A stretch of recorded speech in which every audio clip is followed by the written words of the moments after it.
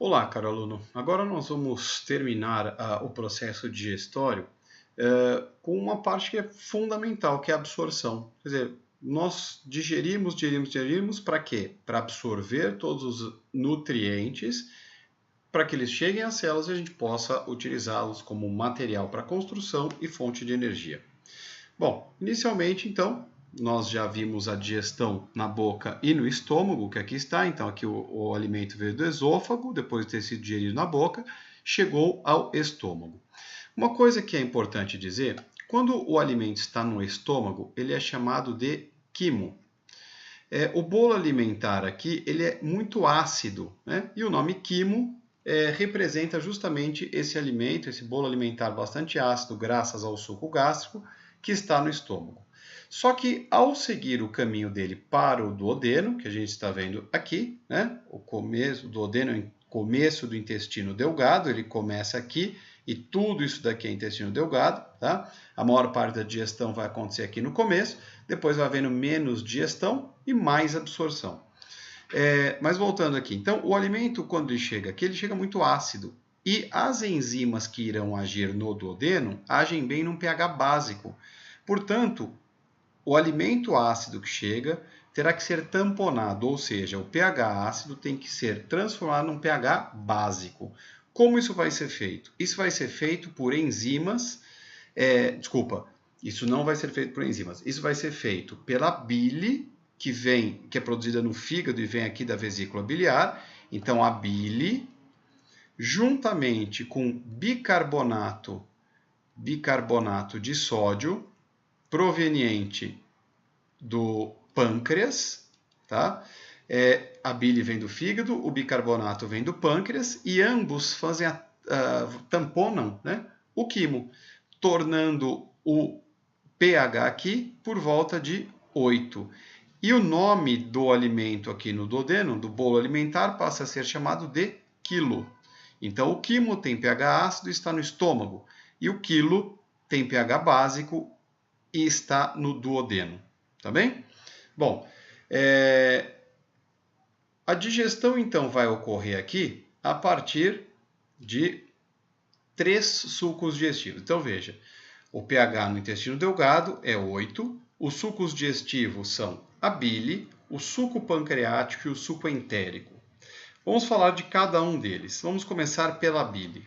Uma coisa importantíssima é lembrar que a bile não é enzima. Não é enzima, tá? A bile é produzida aqui no fígado, ela é armazenada na vesícula biliar e eliminada por esse canalzinho para dentro do duodeno no momento necessário, tá? A bile não é enzima e faz o que então? Ela emulsifica lipídios. Tá, mas o que significa emulsificar lipídios? Significa que ela transforma gotas maiores de lipídios em gotas pequenas, tá? Facilitando o ataque de enzimas, de lipases, que vem do suco pancreático. Tudo bem? Bom, o outro suco importante é o suco pancreático, que tem várias enzimas. De onde vem o suco pancreático? O suco pancreático vem do pâncreas. O pâncreas está aqui atrás do estômago, tá? Em verde. E as enzimas dele são lançadas também aqui no duodeno. Então, percebe que no duodeno tem um monte de digestão, tá? Quais são as enzimas pancreáticas? Então, em primeiro lugar, lá no intestino o pH continua sendo 8 e o suco pancreático tem algumas enzimas. A primeira delas é a amilase pancreática, que vai digerir o amido que não foi digerido na boca em maltose, tá? A outra é a lipase pancreática, que irá digerir lipídios. Lembre que a bile já ajudou a transformar gotas grandes de lipídios em gotas pequenas, para que agora a lipase possa agir sobre esse lipídio e transformá-lo em ácido graxo e glicerol, que já podem ser absorvidos diretamente, tá? Além disso, as proteínas que não foram digeridas do estômago são digeridas por uma protease do suco pancreático chamada tripsina, que transforma proteínas em peptídeos menores, tá?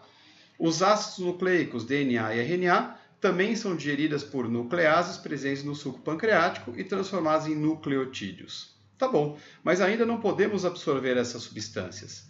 Aí entra o papel do suco entérico.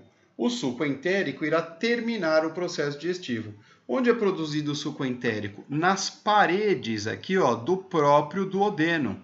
Então, as células da própria parede vão produzir o suco entérico, que termina o processo digestivo. Ele irá produzir maltase para digerir maltose em glicoses.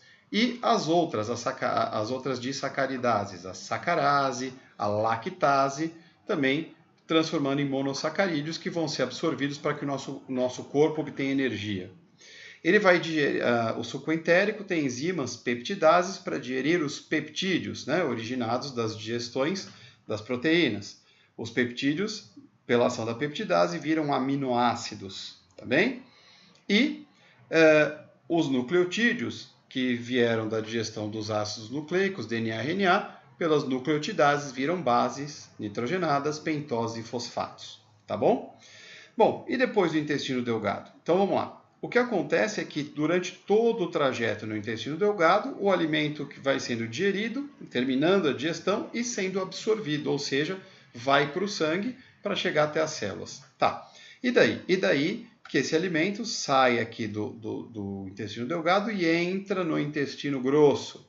Ele vai percorrer o intestino grosso, tá? E o intestino grosso irá absorver água. Então, no intestino grosso ocorre a absorção de água e sais minerais que estavam no alimento. O alimento, quando ele chega aqui, ele é um caldo.